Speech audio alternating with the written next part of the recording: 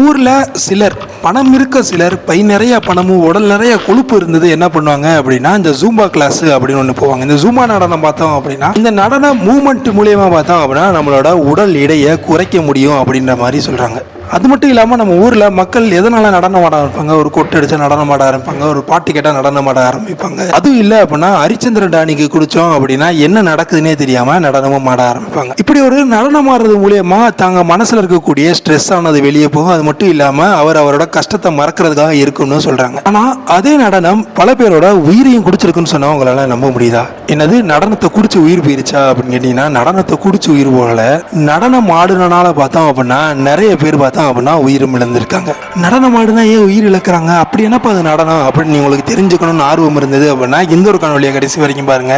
இந்த ஒரு தகவலை பத்தி தெரிஞ்சுக்கணும் அப்படின்னா நம்ம போகக்கூடிய வருஷம் என்ன அப்படின்னு வந்தோம்னா 1518. 1518 நம்ம போகக்கூடிய கண்டம் பார்த்தோம் அப்படின்னா அப்போதைய ஐரோப்பிய கண்டம். அப்போதைய ஐரோப்பிய கண்டத்தில் இருந்த பிரான்ஸோட கிழக்கு பகுதியில் அமைஞ்சிருக்க ஒரு ஊரோட பேர் என்ன அப்படின்னு பார்த்தோம்னா ஸ்ட்ராஸ்பர்க் அப்படின்னு சொல்லப்படுது.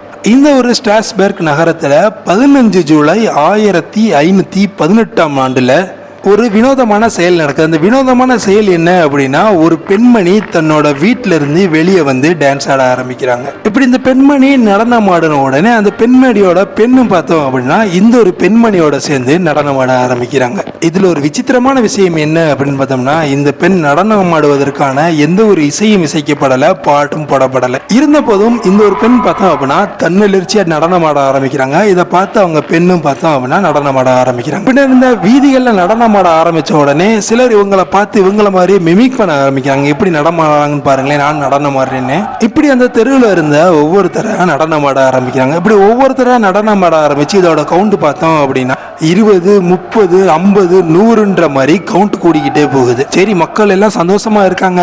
ஒரு படத்துல ரஜினிகாந்த் அவர்கள் சொல்றாங்க ஊர்ல எல்லாம் சந்தோஷமா இருக்காங்க அப்படின்ற மாதிரி நினைச்சிருக்காங்க எல்லாரும். ஆனா ஊர்ல இருக்க எல்லாம் சந்தோஷம் கிடையாது, அது ஒரு நோயின்னு அப்போ வரைக்கும் யாருக்குமே தெரியல.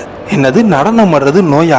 சக்கரை நோய் கேள்விப்பட்டிருக்கேன், பிரஷர் நோய் கேள்விப்பட்டிருக்கேன், இருதய நோய் கேள்விப்பட்டிருக்கேன், நீ என்னையா டான்ஸ் ஆடுறத நோயின்னு சொல்ற அப்படின்னீங்கன்னா இதை வரலாற்றுல எப்படி பெயர் வைக்கப்பட்டிருக்கு அப்படின்னு வந்தோம்னா டான்சிங் பிளேக் அப்படின்னு பெயர் வைக்கப்பட்டிருக்கு. இந்த நடனத்தினால பார்த்தோம் அப்படின்னா கிட்டத்தட்ட 400ல இருந்து 500 பேர் இறந்து போயிருக்கதா சொல்லப்படுது. இந்த ஒரு நடனத்தை எப்படியாவது நிறுத்தணுன்றதுக்காக பிரான்ஸ் கவர்மெண்ட் பார்த்தோம் அப்படின்னா அந்த ஒரு காலகட்டத்தில் மண்டையை பிச்சுக்கிட்டாங்கன்னே சொல்லணும். எதனால அப்படின்னா ஏன் ஆடுறாங்க, எதனால ஆடுறாங்க அப்படின்றது தெரியவே இல்லை. இன்னொரு சுவாரஸ்யமான விஷயம் சொல்றேன். இப்படி நடனம் ஆடுறவங்க தண்ணி குடிக்கல, சாப்பாடு சாப்பிடல, இரவு பகல் மாறினதே தெரியாம அவங்க நடனம் ஆடிக்கிட்டு இருந்தாங்க. ஏன் எதனால இப்படி இவங்க நடனம் ஆடுறாங்க நீங்க தெரிஞ்சுக்கணும் அப்படின்னா அதை பத்தியான ஃபுல் வீடியோ கணக்கான கீழே இருக்க டிஸ்கிரிப்ஷன் பாக்ஸ்ல கொடுத்துருக்கேன், அதையும் போய் செக் பண்ணி பாருங்க.